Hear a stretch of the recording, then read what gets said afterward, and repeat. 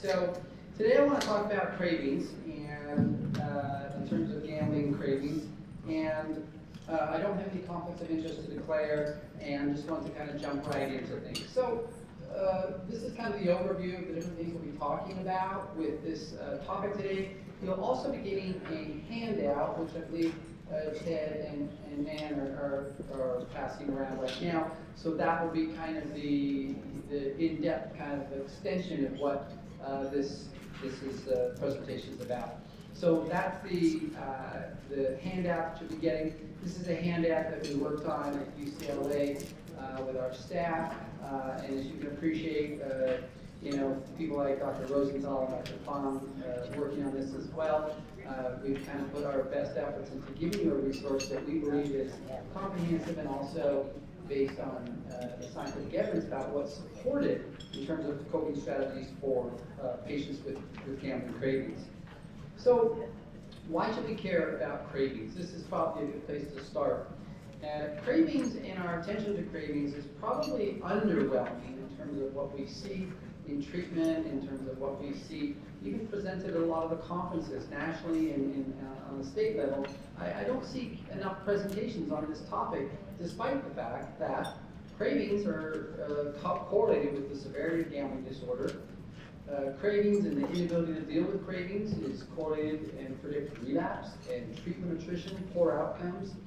It also is linked to psychological distress and levels of impulsivity. And when someone is in a craving state, we know that their cognitive processing is impaired. And for example, when in a craving state, people actually overestimate the intensity of the craving and the duration of the craving.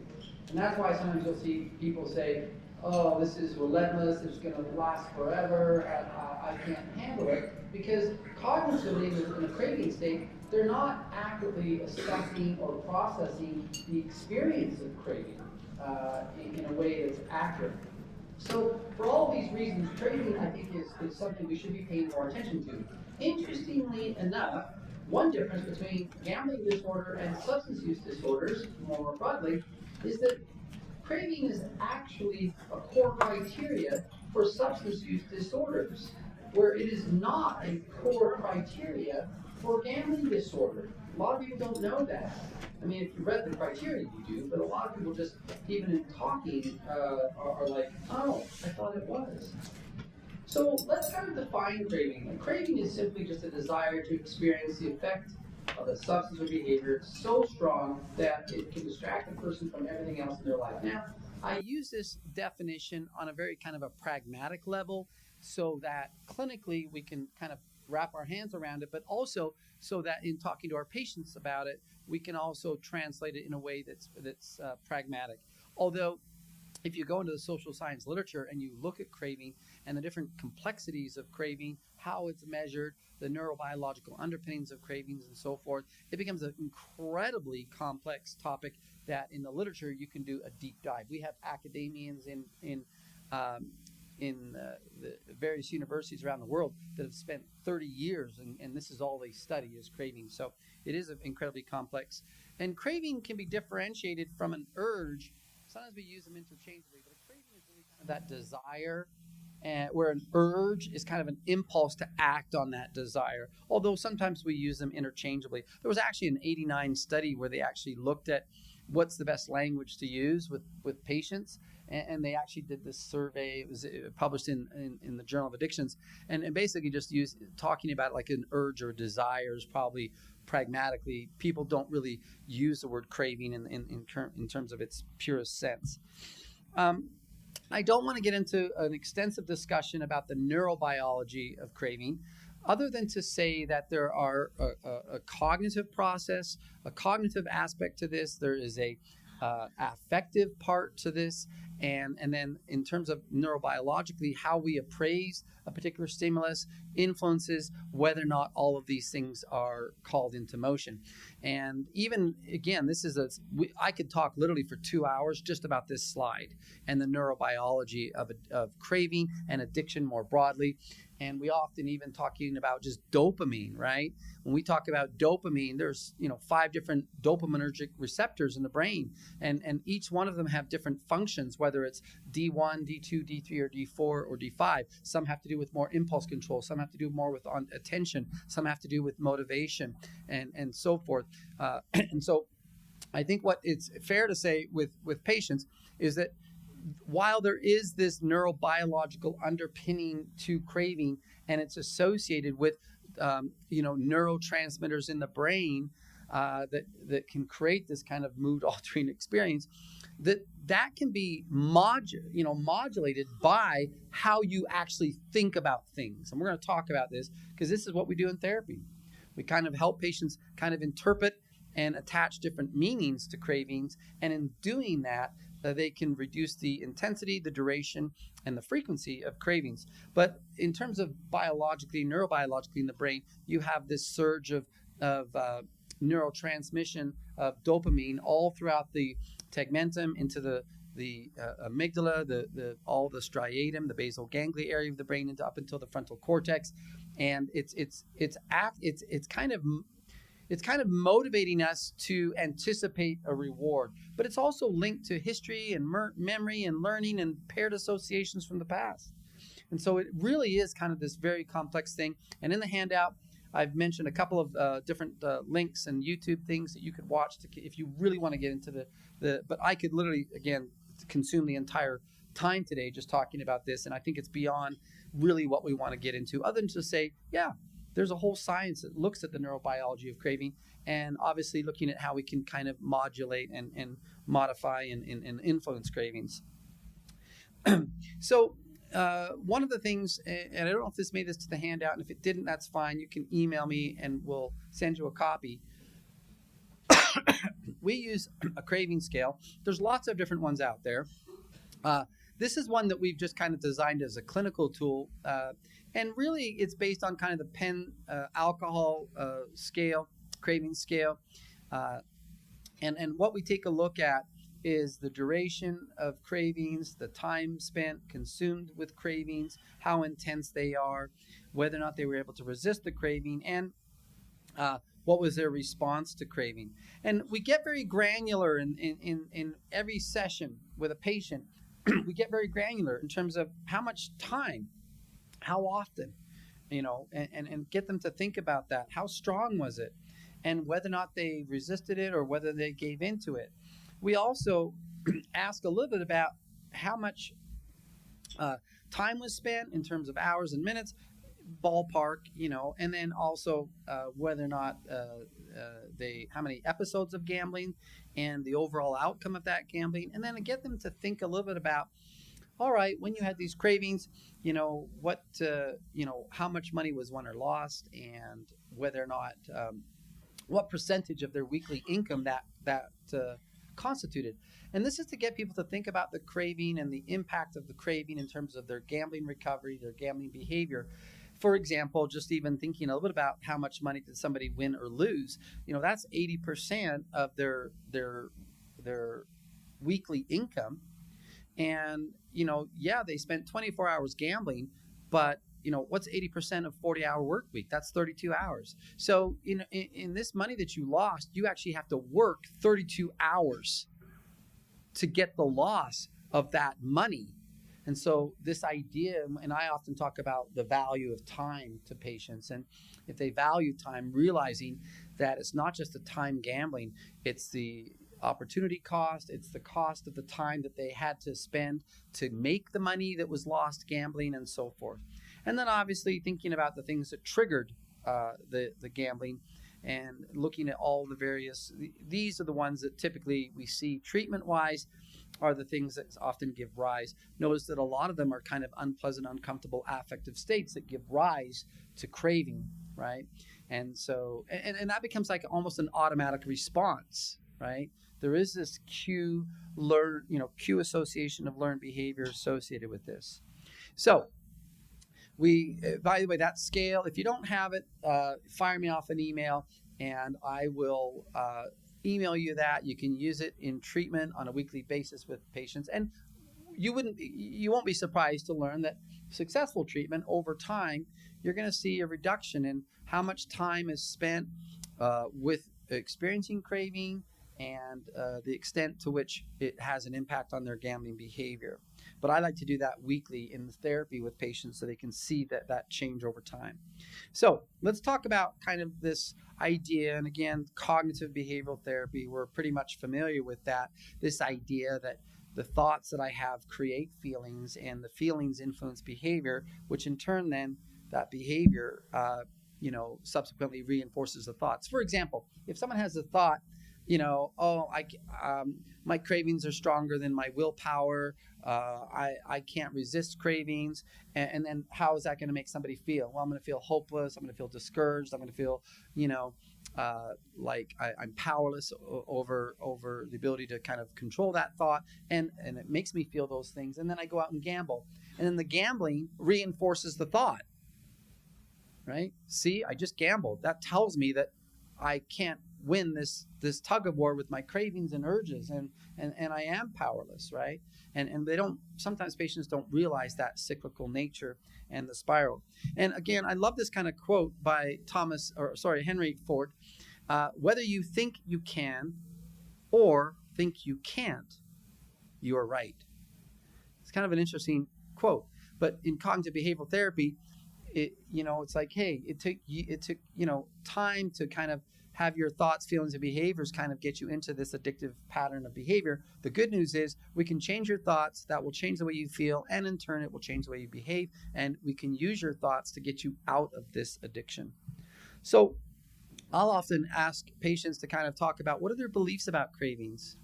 And again, this is kind of in your handout. If you haven't got the handout, we've got extras. I'm sure we can get you one. But, I talk about with patients, like, can you reorganize your relationship with cravings? And ask them for specific examples. And these are often ones that patients will talk about. These are the maladaptive relationship this that they have with craving. And I'll say, yeah, part of therapy is divorce counseling. I'm getting you to divorce yourself from these maladaptive relationships that you have with beliefs about craving, and we're going to develop some new relationships and reorganize those relationships with cravings to the ones that are more healthy. And these are just a number of different examples in terms of that. And in the handout, there's a link to a YouTube video talking about these a little bit more in depth. But let's just take again, for example, people having these thoughts. My cravings are relentless. They'll never go away. I'm going to feel hopeless, discouraged, exhausted, and then I'm going to gamble. Or they're stronger than my willpower. I can't beat this urge. Same thing, powerless, helplessness, defeated. And a lot of times these thought patterns become so automatic, patients don't even realize that they're happening. And part of some of the other strategies we'll talk about later on, and including things like mindfulness, is getting people to slow down so they can actually notice what thoughts I'm having and the feelings that are associated with that. So a typical exercise we might do in therapy is, kind of ask what are the thoughts that you have about the cravings. And then we identify the irrational distortion of that thought. For example, my cravings are relentless. They'll never go away. Well, those are examples of catastrophizing or absolute thinking. Always, every, never, right? And those are just irrational cognitions. And this, again, I understand this is 101 for a lot of us. But the correct rational thought would then be to, all right, my cravings are episodic. They rise, they fall, they fade away. They're not going to last indefinitely. And there's a lot of different questions like, that we can ask to kind of flush these types of irrational thinking patterns out. And they're noted there on the PowerPoint slide. I'm not going to read everything to you. You guys can read and see. But these are kind of questions we get that helping patients kind of challenge the irrationality of the thoughts that they're giving special status to. Sometimes you have to tell patients, like, hey, just because you think something does not make it true. And just because you feel something doesn't make it a fact, right? And helping them recognize that. For example, even thinking about like perspective taking. Let's say, for example, a gambler says, all right, I've got 20 minutes a day where I'm having cravings, and they start to have all these catastrophic thoughts about the craving and how they are powerless to kind of resist this craving or work through this craving. One way to put that in perspective is say, okay, so 20 minutes a day, let's think about if you get 8 hours of sleep a night, that's 112 hours of waking hours that you have, and 20 minutes a day, do the math. That means for less than 1% of your waking hours, you need to be strong. Does that feel manageable? And a patient was like, oh, I didn't really think about it that way. Yeah, so instead of catastrophizing it, let's just put it in perspective. This is manageable. You can do this. All right. So, I've got a whole section we've got a whole section in the handout where we just give examples of what I call permissive or permission-giving thoughts that gamblers kind of have, where they use these thoughts to give themselves permission to gamble or rationalize gambling. And there's a lot of them. And by the way, if there's any that we've missed that you've noticed with your patients, please send them our way. We'd be happy to include them. I picked out just a couple, but again, there's probably, I think, 15 there that we've given as examples. And these responses are responses that actually came from patients themselves.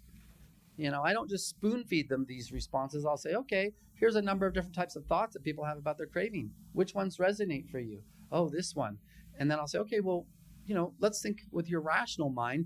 What would be, what does your rational mind, that part of you that wants to change, what would they say to that part of you that feels stuck? And in the therapy office, they can do that a lot more effectively. And this idea, like, this one where they're flirting with temptation, oh, I'll just gamble a little bit to prove myself it's not a problem anymore, right? It's like you're flirting with temptation, but or I should say you're running from temptation on the one hand, but you're leaving a forwarding address, right? It's like, and it's like, this isn't going to work, right? Or I have free play voucher, so I'll not be using my own money. And again, all right, that's a rationalization. And patients will say, this one patient, this was, and again, with patients' permissions, these are their actual responses. Free play is never free. To the contrary, it's very costly. These vouchers and bonus points are used by gaming venues to get me in the door, but I'll eventually be using my own money and then chase my losses. Or if I win, I will chase my winnings with the belief that I'll get more, and then I'll lose whatever gains I made. At a minimum, and I thought this was a pretty powerful thought that this particular patient said, at a minimum, the free play will cost me my sobriety. Yeah. And that's one of the things I often will talk about with patients. In addition to this is, what are all the ways you're gambling that aren't, you drive down the highway and you're breaking the speed limit. That's a form of gambling. I get them to think about gambling outside of just traditional ways of thinking about gambling, so they can start to think about that. And sometimes you've got to challenge this. Like, for example, when we talk about boundaries, or we talk about, how to, put barriers to gambling in terms of external triggers and things like that. For example, self-exclusion.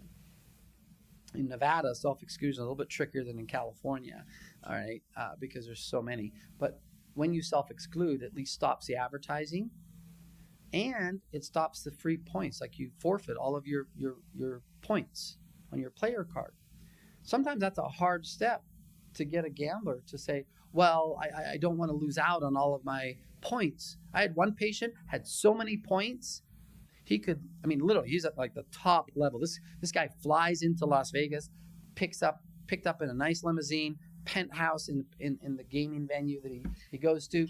He told me once, he goes, I could literally stay at this very prominent place here in town for 6 months without ever paying a dime for the lodging or the food. That's how many points I have. That's how high up on the totem pole I am. And so I kind of said to him, I said, sometimes every now and then we actually do have a moment in therapy where we think of something good. And this was one of those moments. I don't have a lot, but this was one of them. I said, well, what does it mean to be a VIP? You're a VIP with such and such a gaming venue. What does it mean? Yeah, you can fly your girlfriend in here and show off in the limousine and, make you feel like you're a very important person. But what does being a VIP with all these points really mean? I said, it means you're the biggest loser, right? Like, you've lost more money gambling And that's why you have all this VIP status, because you are literally the biggest loser when it comes to gambling. That's why they're giving you all of this stuff. And don't make no mistake, those millions of points cost you millions of dollars. And there was something about that statement for him. It resonated, and he just realized, like, wow, being a VIP really does mean I am the biggest loser. Like, I've lost shitloads of money. And that for him gave him the courage and the power to actually, self-exclude, stopped his host calling him, texting him, stopped all the marketing material. And it's an important boundary to be set for the triggers. All right, let's talk about being curious about cravings. And again, there's several of these things in terms of, paying attention, often through mindfulness exercises, to the intensity, the duration, all of those sorts of things.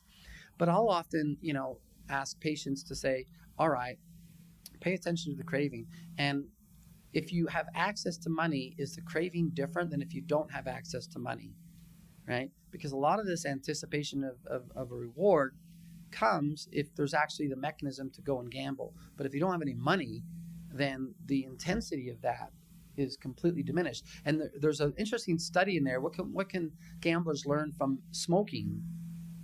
And there's a section in the handout. And basically, it was a fascinating study of this researcher, psychologist, who looked at people who went across transatlantic flights smoking like chimneys in the airport. And then they got a 12-hour flight to JFK. And then the whole flight, they're fine. And so he did some research. And what he found was, one is, smoking, we know tobacco use disorder is we've often thought about it as like, hey, if there's a kind of a flagship, physiological, addiction, it's smoking. Found out there's a lot more psychological component to that than what we previously, but also it's the anticipation of being able to actually engage in the behavior that is what gives rise to the craving. So the entire flight, these people were fine. And then all of a sudden, we'll be on the ground in 20 minutes. Please, return your seats and put your, trays in their upright position and fasten, your seatbelt. And then all of a sudden, cravings started to arise because in 20 minutes, they could actually smoke. But for 12 hours, they were fine, right? Fascinating. All right. So, I often invite people to be curious about the craving, and be curious about the craving also beyond the actual physiological and psychological aspect of the craving. For example, what are you really craving? I had one patient, and this is an example of it, where, he's like, when I go to the casino and I gamble, and you know what, I win this money, people pay attention to me, it's like, the ladies, I get special treatment. It's like, I feel a sense of belonging. I feel like I matter. I feel like I'm important, even though all of it's an illusion, but it's rather intoxicating. All this attention. Or I could just sit at my apartment and, do nothing. I said, so what are you really craving? And what he was really craving was a sense of belonging, a sense of connection, a sense of feeling like I matter, I'm important, people care. And he was so desperate for that he would accept this counterfeit experience, this illusion that happened when he would win gambling, right? So be curious about what you're really craving and then go after that instead. It'll be a lot more fulfilling. So identifying triggers and a lot of the precipitating and perpetuating risk factors and so forth. I often tell people, there's a trigger, and then they think that I have this trigger, and people all say this time, even our teenagers, you're triggering me, Mom, you're triggering me, Dad. You're like, shut up, man, But it's like, but usually there's this trigger, and then there's this thought. And again, slowing down enough to pay attention to what that thought is, and then the craving comes. Lots of external triggers, access to money, lots of different ways to kind of restrict that. There are also, one of the things we use a lot is I haven't seen any other program like this, but the true financial link, where if I'm the gambler and I have a friend, a family, a partner, I can get it's a prepaid debit card, And then my partner can log in, and there's control access. Like, you can't get cash back at the ATM, you can't get cash back at the grocery store, the gas station. These are all the places where you're allowed to use it. These are the places where you're not allowed to use it, right? And so they can still have access to that cash, but it's limited, right? There's programs like that. So limiting the access to the money. That can be hard for a lot of our patients. They're like, oh, now my spouse is treating me like I'm a kid. I have to get receipts for everything. It's like, yeah, choices have consequences. It sucks. you know, it's like it's part of the process. Seeing an advertisement, sometimes sporting events, Kentucky Derby, Super Bowl. Sometimes holidays can be, triggering. It's Christmas and I'm alone, or it's a birthday party. I don't have friends. Getting a bill in the mail, or having a debt collector call, that can be triggering, or driving by a gaming venue. So I'm not going to go into the details. I think we can all think about different ways. Dr.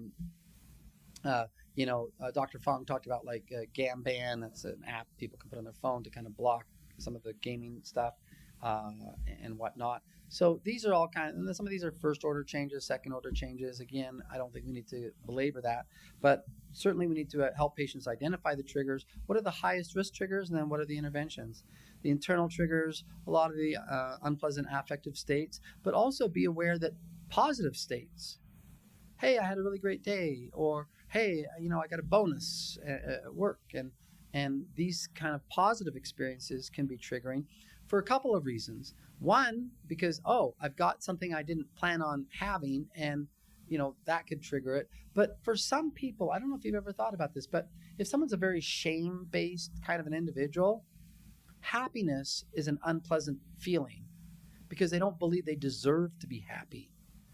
And so sometimes it's like, I've got this imposter syndrome where I'm experiencing something, it's unwarranted or it's undeserved. If people knew what I was really like, I wouldn't get these accolades, this affirmation. And sometimes this happiness is an uncomfortable, pleasant state, and that can trigger gambling. Certainly stress, and we've got a whole other handout like this if you're interested just on stress coping strategies for problem gamblers. And that's another lecture for another day. In fact, I think we did that one here a year or two ago. And I think, Ted, you guys have that one somewhere on your website, the stress coping one that we did a year or two ago. So you can go and listen to that one as well. Sometimes interpersonal conflict, and particularly conflict in which someone is shamed or someone feels rejected or inadequate, that can be something. Trauma is a whole set of other things that can be triggering, and all the paired associations. So again, I think it's important not to ignore these triggers and help patients identify their highest risk triggers in terms of that. Healthy distractions, lots of them. And again, I think I like to categorize them like they do with some of the smart recovery stuff, and helping patients create their own list of incompatible activities with craving. And what are all of the, or with gambling, and again, if I have a craving, patients can go to this list and, all right, what do you need in this moment that's going to be helpful or advantageous for you? And you have such a variety here, right? If you have a variety enough, it's like, okay, well, find which one of these ones do you need most right now? And then turn to that, realizing that like these distractions, these healthy distractions, sometimes you just need 20 minutes and the craving will subside and go away, right? And whatnot. And there are things where it's like, and I'll talk about this in a minute, there are things like the websites like gamblersinrecovery.com. That's an international website. They have Zoom meeting every hour. In fact, just for fun, let's just go there right now. We'll find something. We'll go there right now. I bet there'll be a meeting. We're not going to log in, of course, but look, so gamblersinrecovery.com. Look, this is like literally international, for the gambler or for friends, right? Here's one that starts in 26 minutes, and here's another one that starts in 56 minutes. And again, you could pick one. There's one in Los Angeles, one for LGBT communities. They have them in Australia, Canada, New Jersey, all over the States, all over the world. So literally 24 hours a day, you can find a meeting. And so, I always tell patients, if nothing else, just log into a meeting and reconnect with your community. I know Dr. Fung also mentioned podcasts. Those are becoming lots of things. TED Talks, podcasts. I know we've got these two folks. Is Christine or Brian here? I don't know if they're here today in this room. Maybe they went to the other session. But again, they're going to be speaking tomorrow, I believe, about some of their podcasts. I know Brian's got over like 200 episodes on his. And again, just some really interesting stuff there in terms of, things that they can turn to kind of distract themselves and whatnot. So again, having that list of distractions, healthy distractions, incompatible activities, however you want to call it, is an important thing. Another thing that I think is pretty much quite wide spread and understood when people experience cravings and urges is to connect with others, develop those social support networks, right? There's this really great talk, and I have every one of my patients listen to it. It's called Everything You Know About Addiction is Wrong. It's a TED Talk, 20 minutes, by Johann Hari. And what he talks about in this is that, like, for years and years and years, we've criminalized addictions and other kinds of things, and we've gotten it wrong in terms of all the different strategies. He said, if you take a look, for example, he's talking about substance abuse, you take a place in the world where all drugs are legal, Portugal, and they decriminalized all drugs. And they focused on all their money they would have for prevention and also for criminalizing and prosecuting drugs on social programs. And they have one of the lowest rates of addiction in the world, right?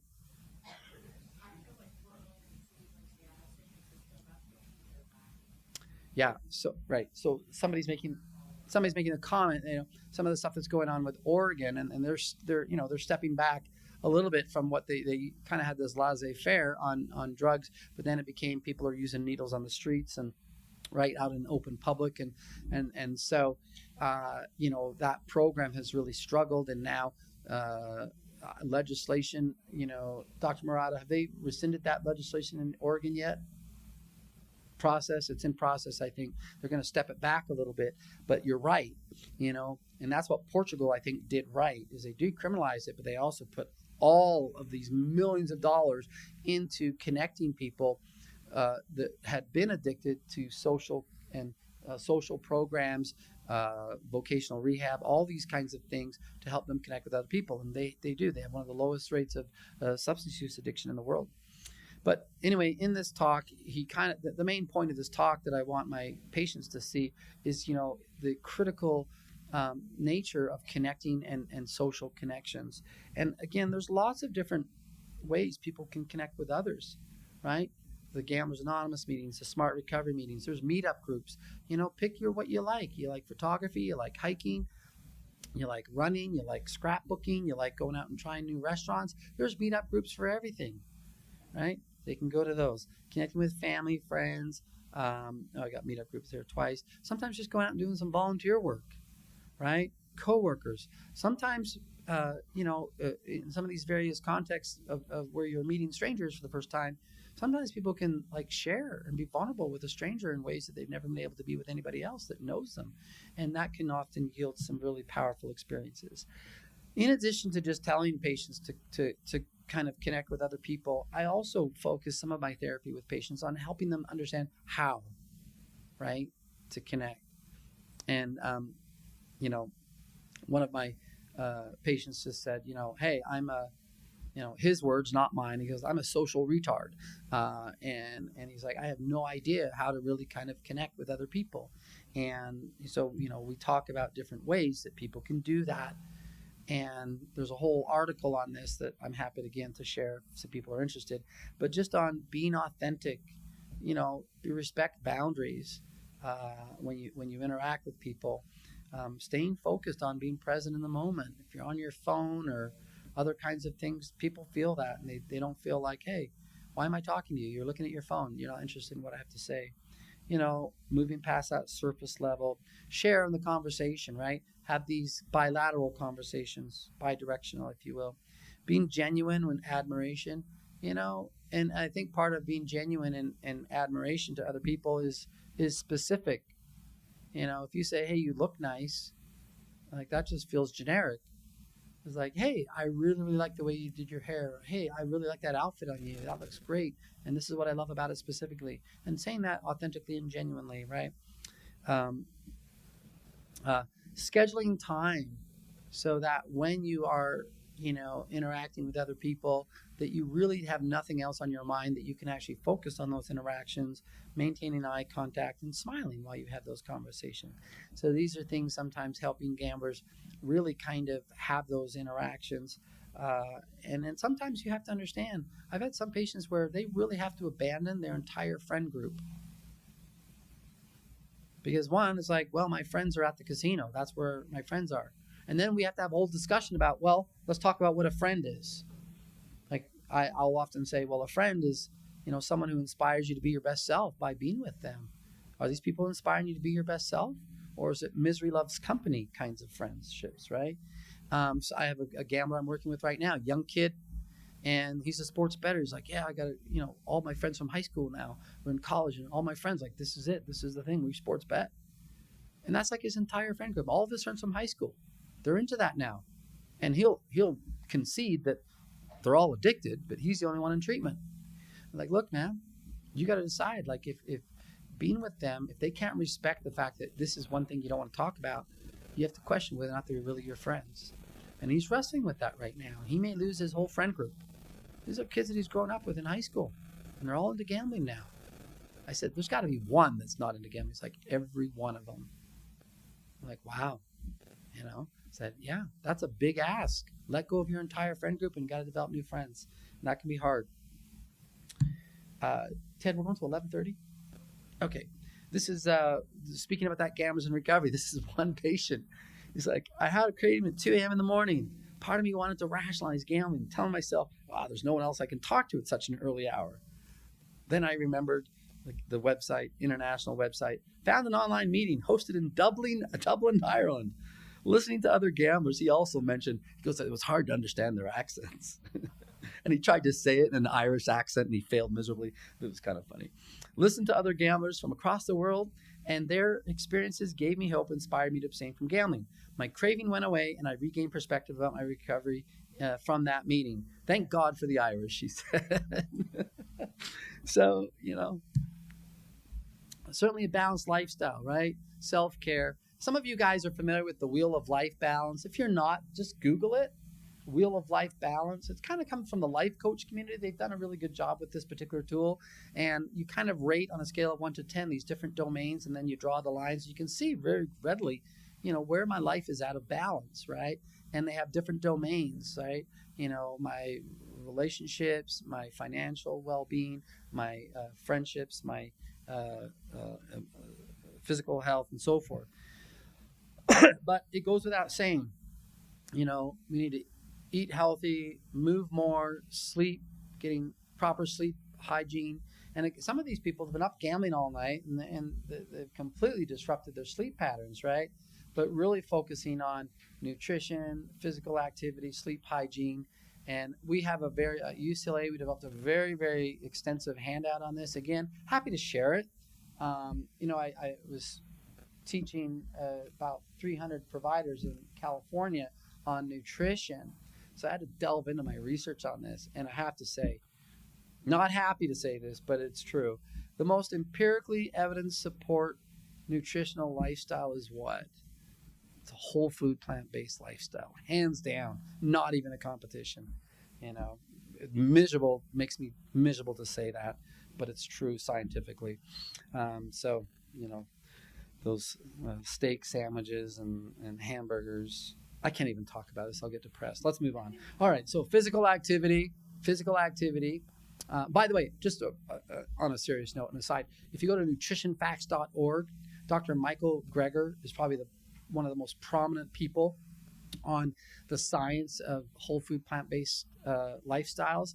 You will get such a proliferate and wealth of accurate, scientifically valid information on that. It's not the keto, it's not the Mediterranean, like literally hands down, whole food, plant-based is where it's at. It's hard, especially the cheeses, right? The cheeses gets me, but anyway, all right.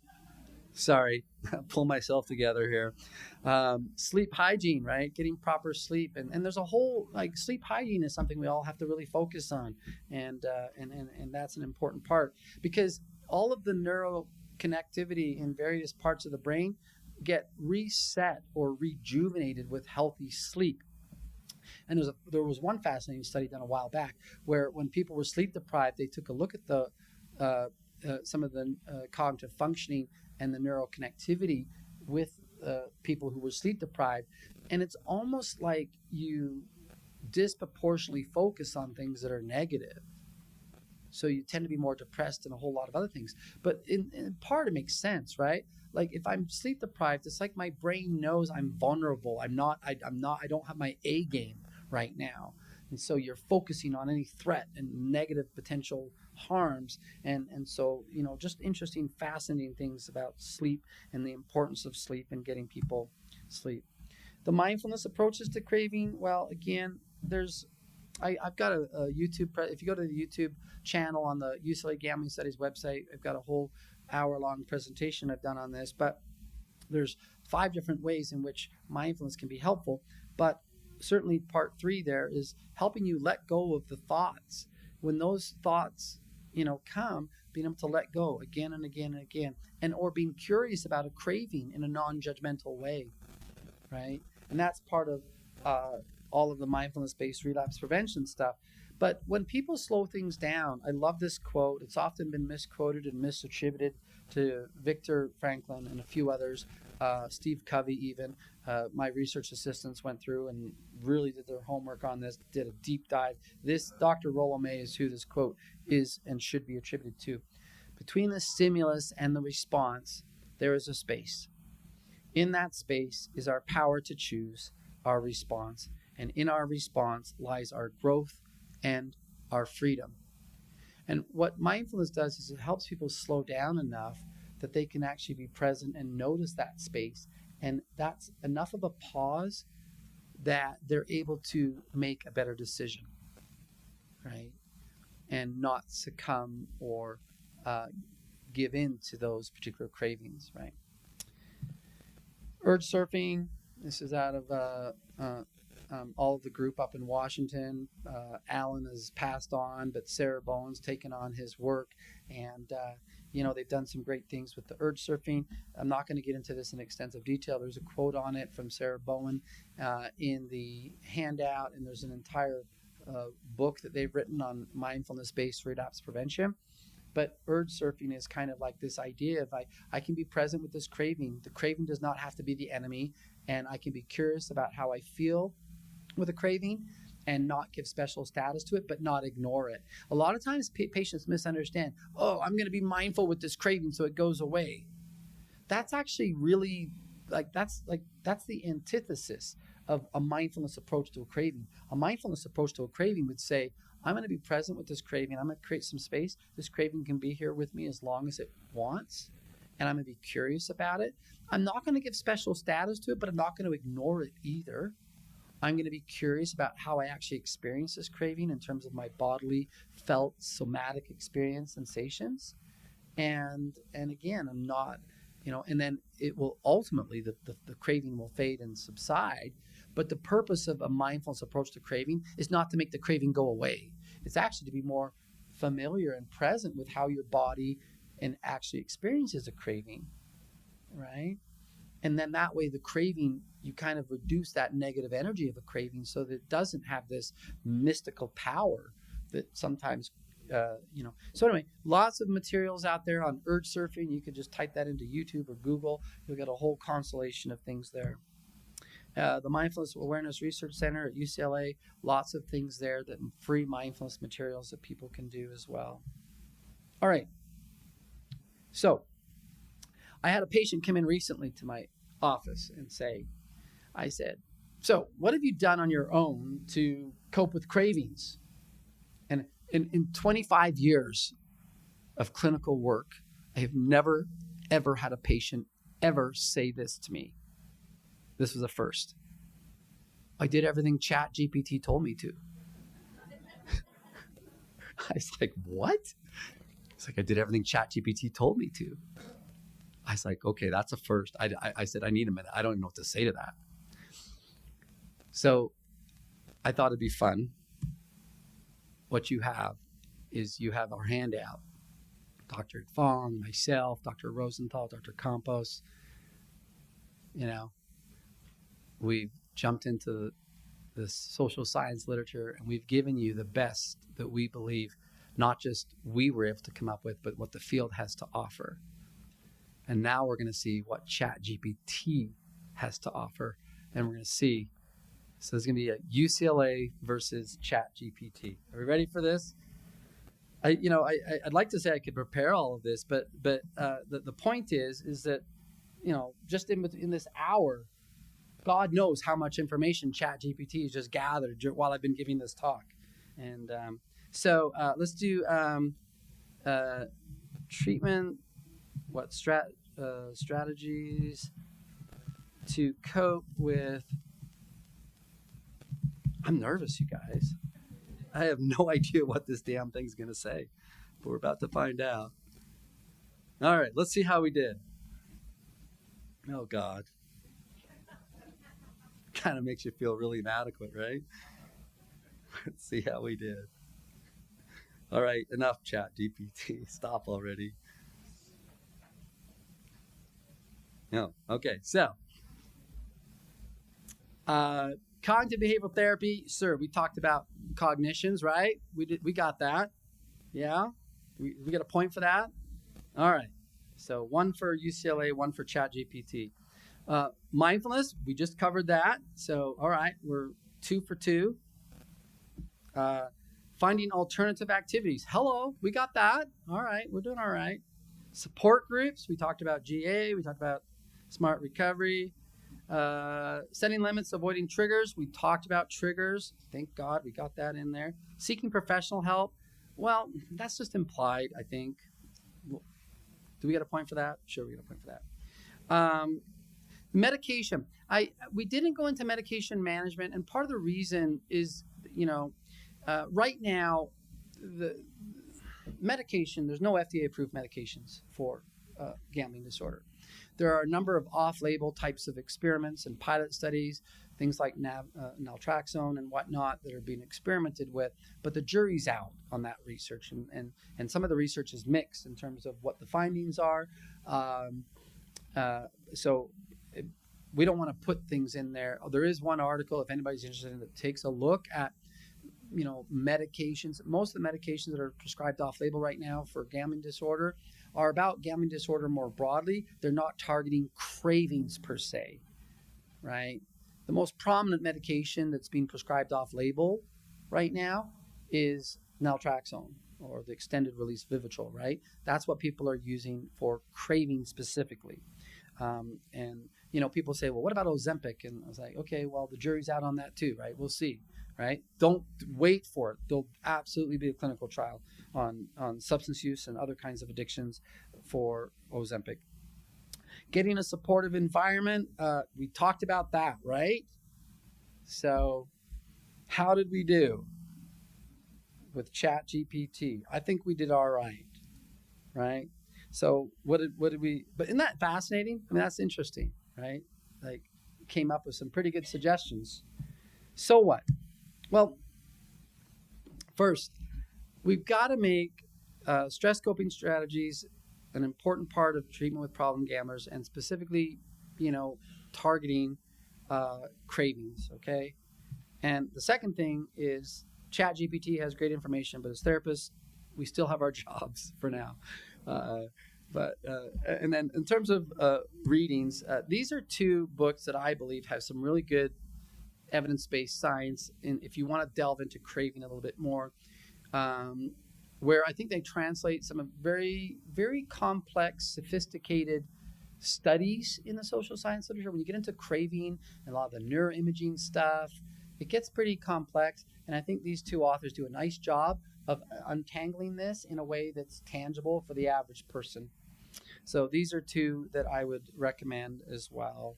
So that is it. And that's it. The end. All right.